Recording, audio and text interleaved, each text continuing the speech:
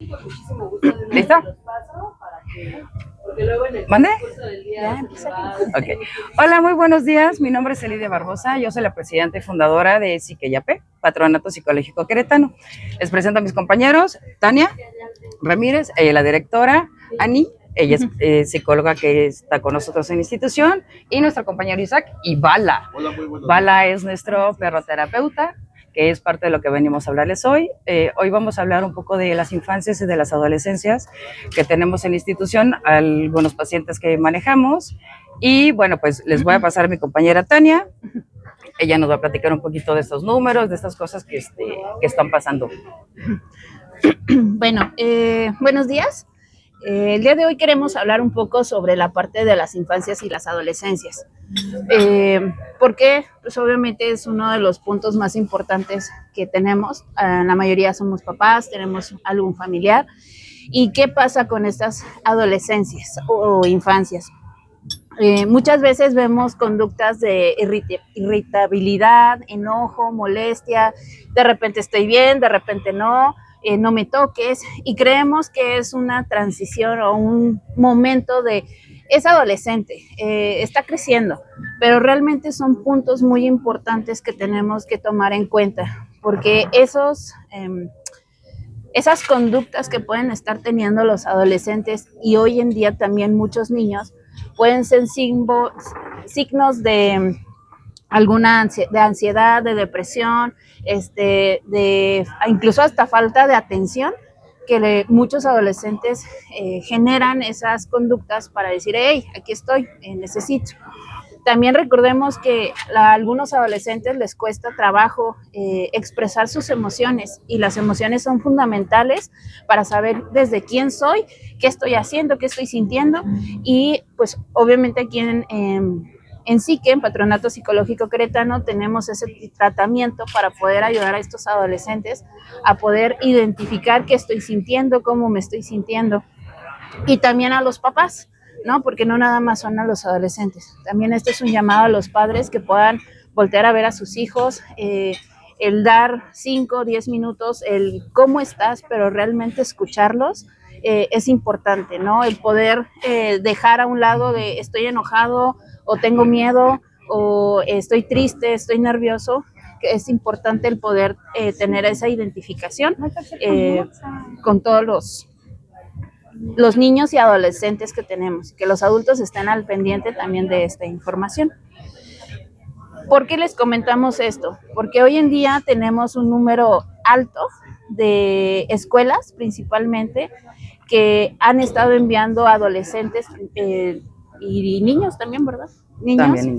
También niños con algún problema de TDA, hiperactividad, autismo, problemas sociales, de conducta. Ansiedad, depresión. Y pues empezamos como a etiquetar, y realmente no es desde ahí, es ver cuáles son sus habilidades de cada uno de estos niños, de estos adolescentes, por qué problemas o situaciones están viviendo, ¿no? Entonces, nosotros el día de hoy vamos a hablarles de algo muy padre que sí que tiene planeado para ayudar a tanto a los papás como a los adolescentes y niños en estas situaciones. Bueno, siguiendo esta misma línea, con algunos más datos, de acuerdo al Observatorio Mexicano de Salud Mental y Adicciones, se ha reportado que justo entre enero y mayo del 2024, de todas las personas que se recibieron, el 51% fueron por ansiedad y el 26% por depresión.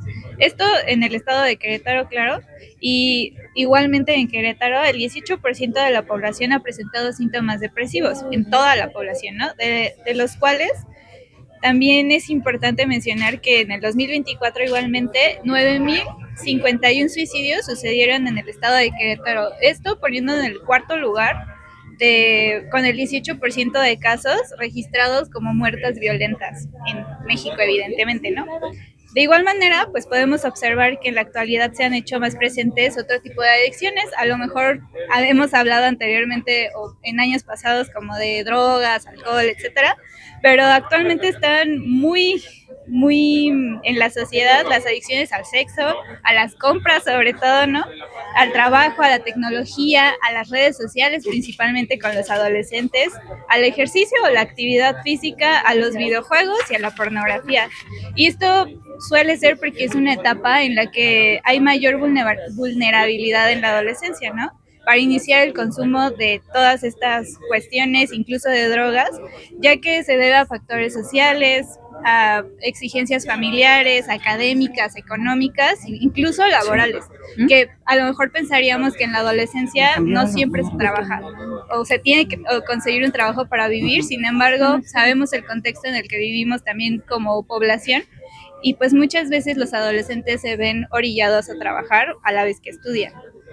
Por eso es importante mencionar que en muchas ocasiones los problemas de salud mental de niños, niñas y adolescentes son comprendidos desde una etiqueta, como lo mencionaba Tania, que solamente clasifica en lugar de abordarlo con una mirada integral, de considerar todos los factores, de ver el contexto social, de reconocer a las personas y darles dignidad también como personas, no nada más como una etiqueta de es el ansioso, el depresivo o lo que sea, sino como una persona que también está padeciendo ciertos síntomas que los colocan en estas situaciones. Por otro lado, a nivel nacional, hemos visto que, de acuerdo a la Comisión Nacional de Salud Mental y Adicciones, se realizó un informe en donde se menciona que los trastornos de déficit por atención cuentan con el 81% el diagnóstico total. Y normalmente son adolescentes y niños de entre 5 y 14 años. Y en cuanto al espectro autista, está con un 78% en mayor presencia en adolescentes y niños igual. Igual que con los trastornos de conducta que a lo mejor podemos ver más comúnmente o identificar con mayor facilidad, se encuentran más en la adolescencia con un 60% y tienen mayor presencia entre los 5 y 14 años. Sin embargo, no nada más está en las infancias y adolescencias, sino también sobre todo en mujeres que se encuentran en un trastorno del desarrollo intelectual de entre 20 y 49 años y hombres de entre 4 y 14 años. Ahí podemos aquí diferenciar bastante, incluso los diagnósticos que nada más nos dan como una pequeña idea de la cantidad de personas que están viviendo esta situación. Bueno, y respecto a los datos que tenemos en Psique, los datos que tenemos en Psique de todos los pacientes que manejamos, son 123 que tienen problemáticas con manejo de emociones y la mayoría de nuestros pacientes están entre 3 y 18 años. Son 52 pacientes que tenemos con ansiedad y están entre 8 y 18 años. Son 28 pacientes con depresión y están entre 15 y 18 años. Con autoestima son 51 pacientes que están entre 6 y 18 años. Y ideación suicida, de los pacientes que tenemos en Psique, son 35 pacientes y están entre 10 y 18 años. Y con intento suicida están entre 5 y 18 años, que son pacientes que han tenido como algún intento suicida. De bullying son 9 pacientes y están entre los 7 y 14 años. Estos son los datos que tenemos en la institución. Desgraciadamente, se dan cuenta, son muchos. Y bueno, las edades de los adolescentes y de los niños pues cada vez van más bajas. Esta es una gran problemática que estamos manejando y por lo tanto lo que nosotros estamos haciendo dentro de la institución son 2 cosas. Hacer un diplomado, bueno, es un taller en el cual vamos a apoyar a los papás para que puedan saber cómo atender o bueno, cómo platicar, cómo tener una mejor relación con los adolescentes. Y es el que los va a presentar Ani, ella es la que va a impartir este taller. Muy bien, justamente por estas razones, los adolescentes o la población de adolescentes es más o menos el 16% de la población mundial. Esto tomando en cuenta que son de 10 a 19 años aproximadamente. Por lo tanto, quiere decir que de tutores y de padres, pues debe haber prácticamente el doble, ¿no? Entonces, por ello hemos decidido implementar este taller que se llama Acompañando a la Adolescencia, en donde vamos a ver temas sobre el entendimiento de los adolescentes y la comunicación familiar, sobre todo la depresión y ansiedad en la adolescencia, la sexualidad responsable y comunicación de estas sin tabús, incluso sobre la menstruación también, la prevención de adicciones, el bullying y ciberbullying actualmente, y después integraremos las herramientas para el acompañamiento familiar. Por ello, igual los invitamos a que acudan. Va a ser un taller que se llevará a cabo en 5 días distintos, los días sábados de 9 a 11 de la mañana, y van a ser los sábados 21 y 28 de febrero y el 7, 14 y 28 de marzo. Entonces ya estamos prontos a iniciar, por lo tanto los invitamos a que se inscriban también en esta parte. Y bueno, sabemos que es muy importante que nuestros adolescentes también sean críticos, no criticones, pero sí muy críticos, que creemos adolescentes con conciencia, que creemos adolescentes que también tengan límites, que sepan respetar, que tengan amor, que sean criados con esos mismos límites y esa responsabilidad y respeto. No nada más es como, ay, qué padre mi adolescente y guiarlo, ¿no? Sino también respetar sus ideas, respetar sus identificaciones y lo que necesiten, pero siempre y cuando que también se les guíe de una manera adecuada. Pásate los celulares. Bueno, y entonces también lo que vamos a hacer son unos grupos terapéuticos con niños y adolescentes, con nuestra superestrella Bala.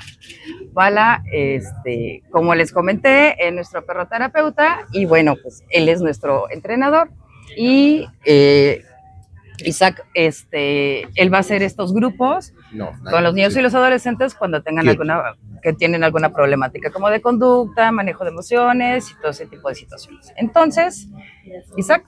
Hola, muy buenos días, ¿cómo están? Mi nombre es Isaac, y sí, bueno, soy el entrenador de Bala y de otros 8 perros de terapia. Y bueno, mucha gente a veces me pregunta cómo funciona el tema de la mascoterapia. Lo que hacen los perros de terapia es crear un foco de atención en relación a la situación en la cual se encuentran cada uno de los pacientes en distintos tipos de traumatismos. En muchas ocasiones el paciente o a los pacientes es complicado abordarlos porque no hay un foco de atención, están como de manera objetiva sobre su situación, ya sea de violencia o situación cognitiva, de aprendizaje, terapia física y demás. Entonces lo que hace el perro, al ser un agente externo, es decir, no tener similitud humana, ¿sí?, crea un foco de atención.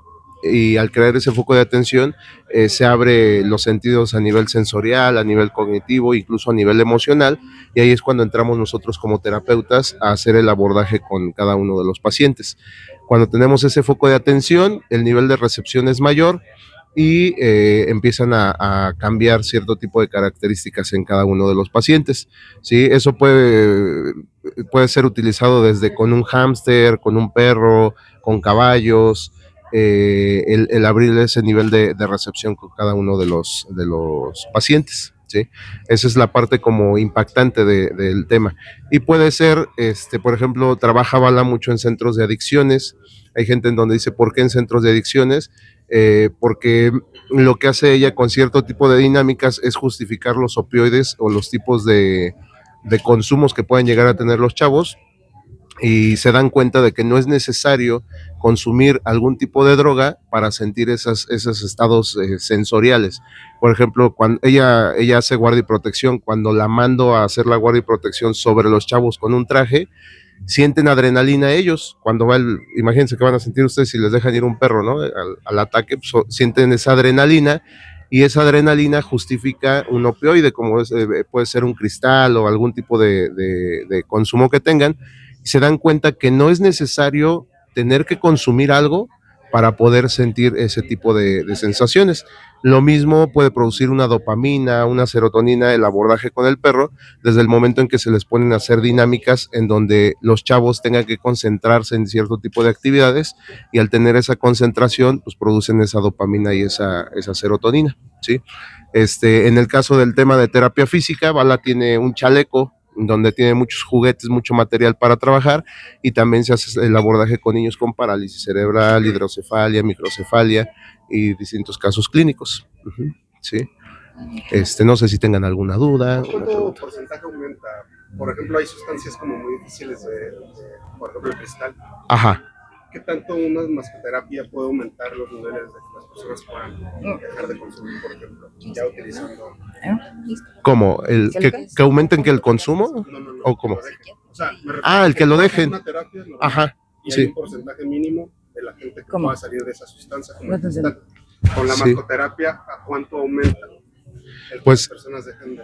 hace 2 años tuvimos un proyecto bastante interesante y yo creo que el nivel de reinserción social fue de un 45%.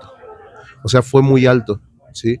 Porque obviamente los chavos dicen, o sea, en lugar de generar el consumo, recurren a hacer guardia y protección,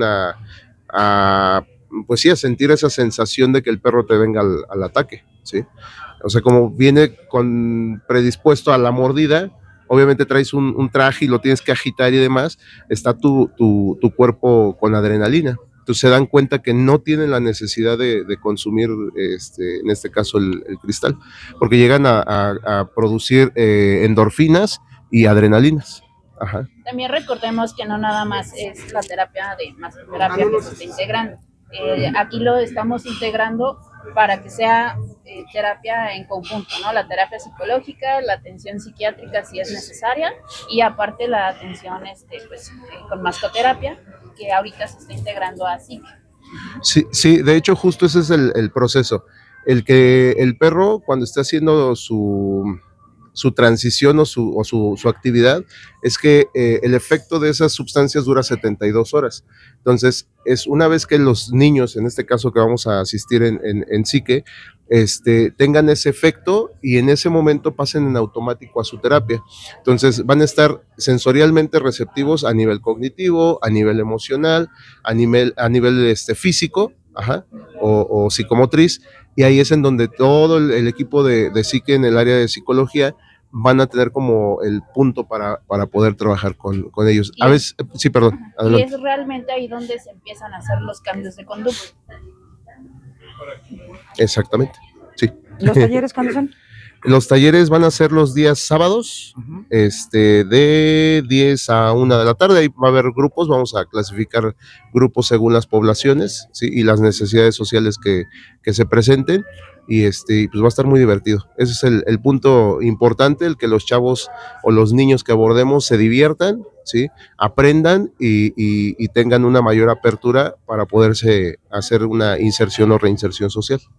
Sí, ahorita lo estamos enfocando principalmente en nuestra población infantil, pero también tenemos la idea de poderlo llevar a adultos también, que puedan tener esta experiencia en este taller. Bueno, pues por nuestra parte es todo. No sé si tengan alguna pregunta. Una última duda nada más. ¿Manejan algún convenio, algún acuerdo con algunos centros de rehabilitación o de adicciones, o únicamente del trabajo? Es como que la persona quiere justamente acudir a estas instituciones. Pues realmente cuando están en un centro de rehabilitación, pues están manejando su proceso. Sí tenemos algunos familiares que están con nosotros en terapia y en lo que está llevando ese proceso su familiar, y bueno, pues a veces se reintegran a la institución y ya llevan también su proceso. Como convenios como tal, no, pero sí hay varios centros de rehabilitación con los cuales nosotros trabajamos. Pero sí. Sí, por ejemplo, con el tutelar de menores se generó lo que es el convenio. Ajá. Y obviamente, bueno, ahí es cuando ellos ya salen, nos mandan a nosotros, a estas personitas, para dar continuidad al proceso terapéutico. Al igual que los que están en el centro penitenciario. Es lo mismo. Nos llega un oficio donde tal persona necesita terapia psicológica para dar seguimiento. Porque una cosa es lo que trabajan dentro y otra cosa es ya cuando estás afuera. Y si bien comentaban que estos talleres van dirigidos a la niñez, o sea, en niñez, digamos, y adolescencia. ¿Hay algún tipo de problemática en lo particular que sean susceptibles para este tipo de terapia, alguna edad? incluso no sé si tiene algún tipo de costo o... Sí, mira, el taller es para los padres. El taller de adolescentes es dirigido ahorita para papás. ¿Por qué? Porque ¿quién cuida al menor y al adolescente? Son los papás. Entonces, nosotros planeamos este taller de 5 sesiones, una cada sábado, precisamente por cuestiones de trabajo y todo esto, para que puedan entender un poco más qué es lo que le pasa a un adolescente, ¿no? Porque tenemos a lo mejor hasta la mala creencia de, ay, es adolescente, está mal, ¿no? O adolece. No, realmente incluso son procesos neuronales, biológicos que un adolescente tiene. Entonces, dentro de este taller se va a explicar todas estas situaciones para que un papá con adolescentes pues pueda saber qué hacer con ese adolescente, ¿no? Cómo reaccionar o a dónde ir o cómo incluso hablar con esa personita. El costo del taller está en 800 pesos. Este es como una opción, es pago de contado, y la otra opción es pago por sesión, que serían 200 pesos por cada sesión.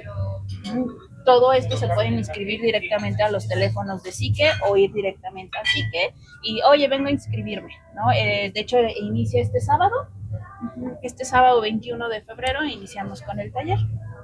Y en el caso de las mascotas. De mascoterapia, tenemos una sesión informativa igual el sábado 21, nada más para que conozcan un poquito cómo se va a trabajar. Isaac va a explicarle a algunos papás que ya tienen como esa duda y todo eso, para que el menor o el adolescente pueda ingresar. Estos, pues la mayoría son pacientes que ya tenemos, que incluso los mismos psicólogos han comentado, oye, va a haber este taller, ve aunque sea una sesión, ¿no? Para poder dar continuidad al tratamiento que estamos llevando. ¿Y eso tiene algún costo? ¿Cuál es la meta a lo mejor Sí, para impactar en esta primera fase, ¿no? El costo, es igual por persona y tiene un costo de 350 por menor, vamos a llamarlo así, por sesión. ¿Y a cuántos menores más o menos se pretende alcanzar en esta primera? Tenemos planeado que cada grupo, como lo comentó Isaac, sea entre 10 y 15 menores. Sí, hay una de las cosas importantes de por qué se abordan en grupos, es justo el clasificar poblaciones y que el manejo de la inserción o la reinserción social sea más factible para los niños, interactuando con distintos grupos sociales o características sociales, porque no todos los niños tienen el mismo perfil. Entonces, al reconocer en grupo una actividad semejante como es la mascoterapia y empezar a interactuar con distintos grupos sociales, les va a permitir tener una mejor inserción social, desarrollar más seguridad y más empatía con personas que pudieran presentarse más vulnerables que ellos. Uh-huh. Sí, es algo muy padre, es muy interesante. Sí, incluso estamos tratando de generar los grupos de acuerdo a sus motivos de consulta, para que, como dice Isaac, que el menor diga, oye, pues no soy el único que me está pasando esto, a él también le pasa, o él también se comporta de esta forma, ¿no? Y evitar esta etiqueta, como decía Ani, ¿no? Que de repente ponemos en la sociedad, y es lo que pretendemos, que no existan etiquetas. O sea, tú eres de esta forma, pero puedes ser funcional, ¿no? A lo mejor tienes autismo, pero puedes ser una persona que funciona en la sociedad de diferente forma, pero pues ese es nuestro objetivo, ¿no? Que podamos enseñar tanto a papás como al menor que pueden ser normales y que no es de, ay, escóndelo, guárdalo, no lo saques, ¿no? Al contrario, es poder darles estas habilidades para que puedan pues ser personas en la sociedad. También preguntarles un poco últimamente qué tanto influye, digo, nosotros quizá no crecimos con redes sociales, pero actualmente los niños ya tienen como una tendencia, tienen una línea más o menos de cómo pensar, qué decir, qué publicar. ¿Qué tanto eso afecta actualmente a los niños adolescentes sobre su percepción de sí mismos, que puede derivar en depresión, ansiedad? Bueno, pues justamente, principalmente más bien, en las redes sociales podemos ver todas las cuestiones de ser aceptados, de pertenecer a un grupo, incluso también estereotipos de cómo debemos vernos. Las modas actualmente cambian muchísimo más rápido que antes, entonces también el estar todo el tiempo a la moda, la presión social de pertenecer a sus grupos, de ser como se supone que deberían ser, implica bastante, sobre todo con la percepción de uno mismo, de nuestro cuerpo a lo mejor, también con cuestiones de ansiedad, con cuestiones de depresión, incluso podemos ver hasta crisis suicidas en algunos grupos de adolescentes, donde se vuelve una moda a lo mejor como antes lo veíamos, ¿no? Como con los emos y toda esta cuestión, y darks y cosas así. Pues también actualmente hay como crisis en estos grupos de adolescentes, en donde dicen como, tú también te cortas, bueno, pues yo también lo voy a hacer y todos vamos a emparejarnos, ¿no? Finalmente sigue derivando en la misma situación de pertenecer a un grupo, de ser parte de, y a lo mejor en el momento en el que la sociedad los excluye, también empiezan a ellos mismos segregarse, a juntarse entre ellos quienes parecen más acordes a ellos mismos.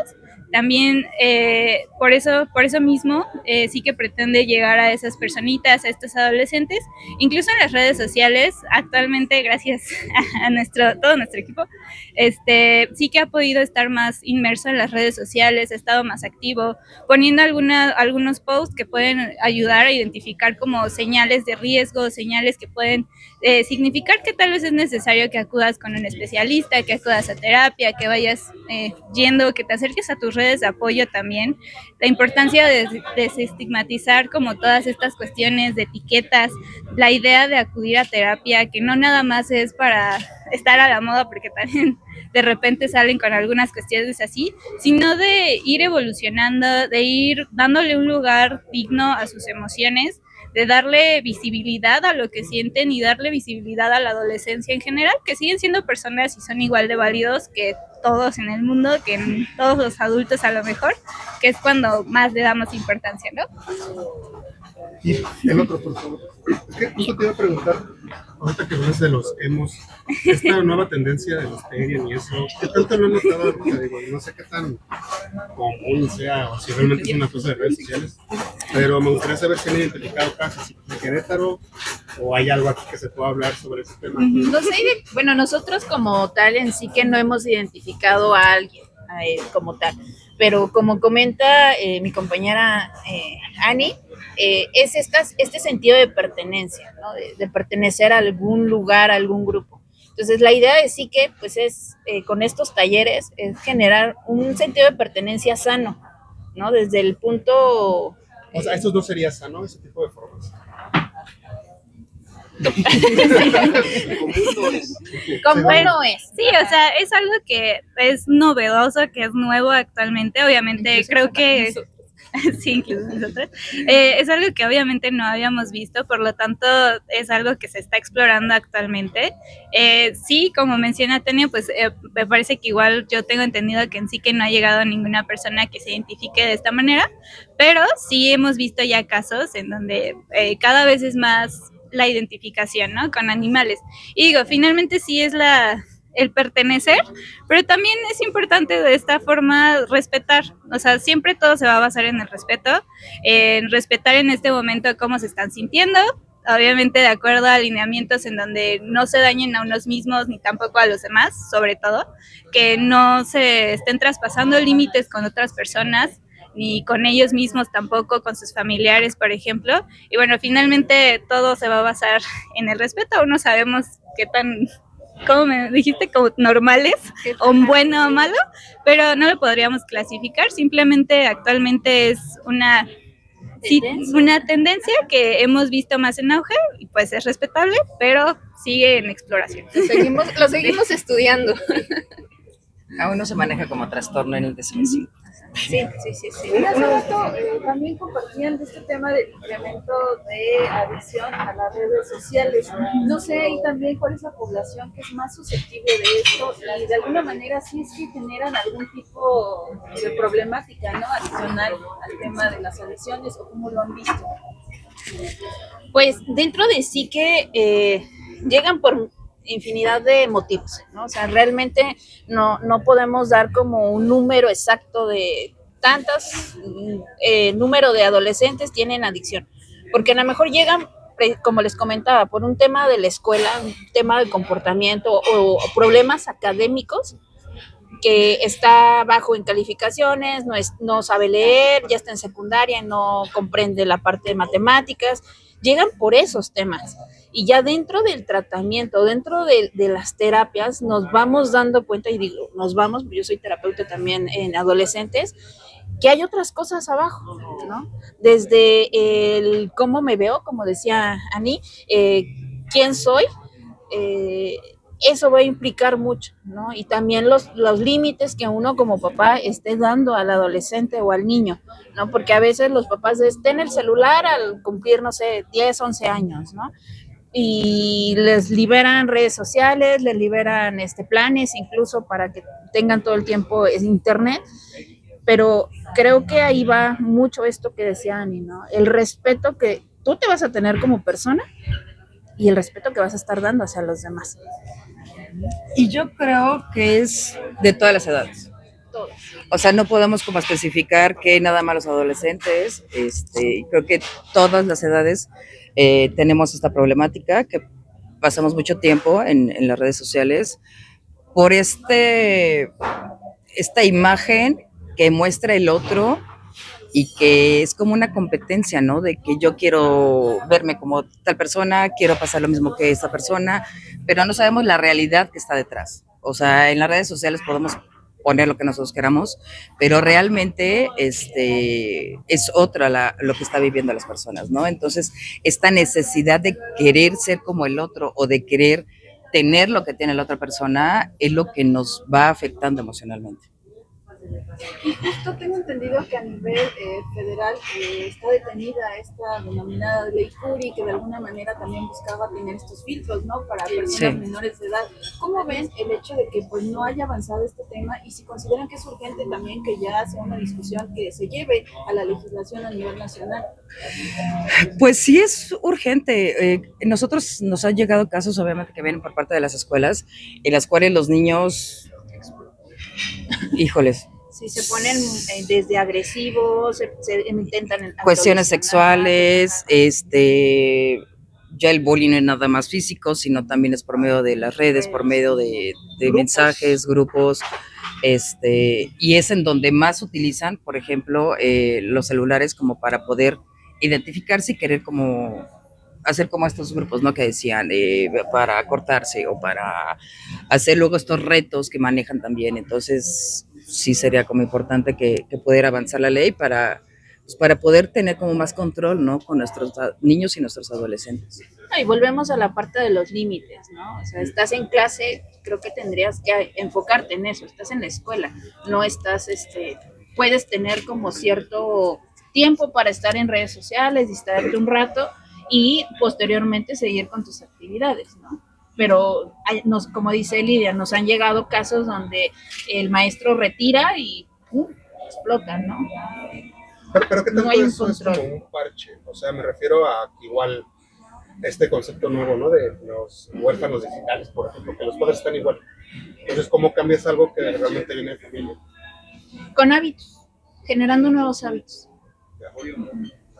Sí, lo que pasa es que en muchas ocasiones los padres crearon el condicionamiento de decir, ok, el límite o la forma de frenar, no sé, un berrinche o una petición que no necesita el niño, está el celular de por medio. Entonces eso sí o sí le crea neurológicamente a la persona un condicionamiento de, ok, el día que no me lo des, incremento yo el tema o la situación hasta obtenerlo. Si lo obtuve, hasta ahí es el nivel jerárquico que adquiere el niño. Si por alguna razón el papá dice, ya esto me está causando problemas y limita, el niño se va a ir arriba de ese punto hasta volverlo a obtener. Entonces ya se convierte en una situación de riesgo en donde si el padre cede, el niño está creando el condicionamiento, cuando en realidad el condicionamiento pues debe ser el padre porque es el responsable del menor, ¿sí? Nada más que a veces es un poquito falta de estructura o de orientación en relación al tema con los padres. Sí, y por eso es que en sí que se creó este taller para poder reeducar, ¿no? Realmente es la palabra, es una reeducación a los padres para que puedan entender pues todas estas cuestiones, ¿no? Y como decías, ¿cómo lo cambiamos? Generando nuevos hábitos. Muchas gracias. Gracias.